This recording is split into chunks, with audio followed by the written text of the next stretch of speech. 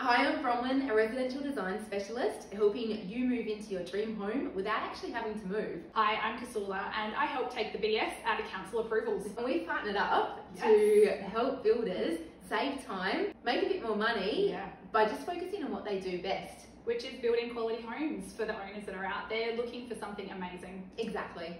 Okay, Kosoula. The homeowner has gotten their concept design fine-tuned. Yes. They've got their preliminary quote from the builder, so they know they're in the vicinity of where they want their spend to be. Yeah. What happens next behind the scenes? Because I'm going to go off and do some design development. What are you doing? Oh, what are we doing? Well, we're putting together our planning package for council. The planning package includes things like a justification letter against the codes, the local planning policies. We do a pre-lodgement assessment, which is basically looking at what codes we are going to need to do those justifications against, how much we are complying or how much we are varying those clauses. And that all goes together in our argument to council for them to hopefully support our proposal. We then put together all of the documentation that makes up that planning application, and we submit that on behalf of the builder and the owner into council. Then the process begins. It's quite a lengthy process. Out of all of the council side of things, planning is definitely the one that takes the longest. Yeah. We're looking at a 60 to 90 day process. Okay.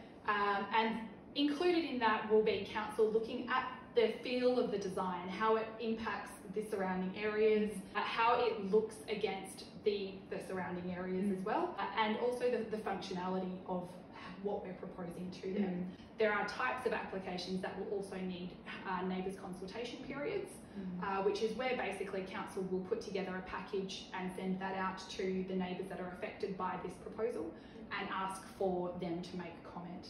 So if negative comment does come back from any of the neighbours, we have the chance then to put our arguments forward once again to council against the negative comments. Sometimes there are neighbourhood disputes, as everyone is probably aware, and some of the comments that come back probably can easily get dismissed. Yeah. Because it is just that negative comment of maybe somebody having a little bit of...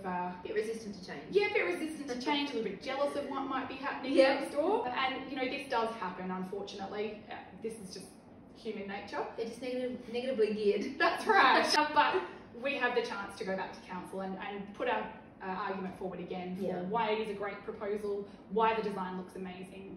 And I guess with your experience as well, you've got all the tricks up your sleeve, so you know we've had to do this once or twice before. The more of it you've had to deal with, the more sort of benefits you've got to put forward, and the more chance you've got of having a successful application. Yeah, and when it has got to this point, we have put our arguments forward, we have had that conversation with council, and to be completely honest, we have had a really good success rate with this. Excellent. Yeah, it's been fantastic. We also use that time through council. We have a process in-house where we will constantly follow up with council to see how the progress of the planning application is going. Just because it is such a lengthy process, we need to make sure that council feel supported and they have all of the information that they require from us. Yeah. If there is anything else that they may need, if there's anything else that crops up through that assessment process, we're there to provide the information in a timely manner so that we're not slowing down the process. Great, and is that beneficial to the builder and the homeowner as well? Absolutely. So from the builder's perspective, it's beneficial because they're not the ones having to do the follow-up. It's saving them time and essentially saving them money as well, because they're not having to take time out of their day of actually doing the builds and building the structures where they're making their money. Yeah. And it's also beneficial for the homeowner because they are then removed from that process, because building a home is a very emotional process. We do put a lot of ourselves in that. Yes. So not having to deal with any of the negative sides of the planning process, it helps stress, especially of the homeowners, and it allows us to be able to approach that from an objective point of view. Excellent. So it sounds like you're across the communication, which I would only imagine is going to be a good thing for everybody involved. Yeah. Yeah. No, communication is key, and then that's just how we run our businesses. It's our number one. So and communication takes time, so that's what you're saving the builders, and you're saving the builders time, but at the same time you're keeping the homeowners in the loop. Yes. And that's just what you do really well.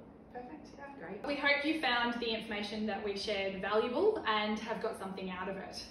If you want to get in contact with us, then head to the bottom of this post because all of our contact details will be there. and we look forward to hearing from you soon. Thanks very much.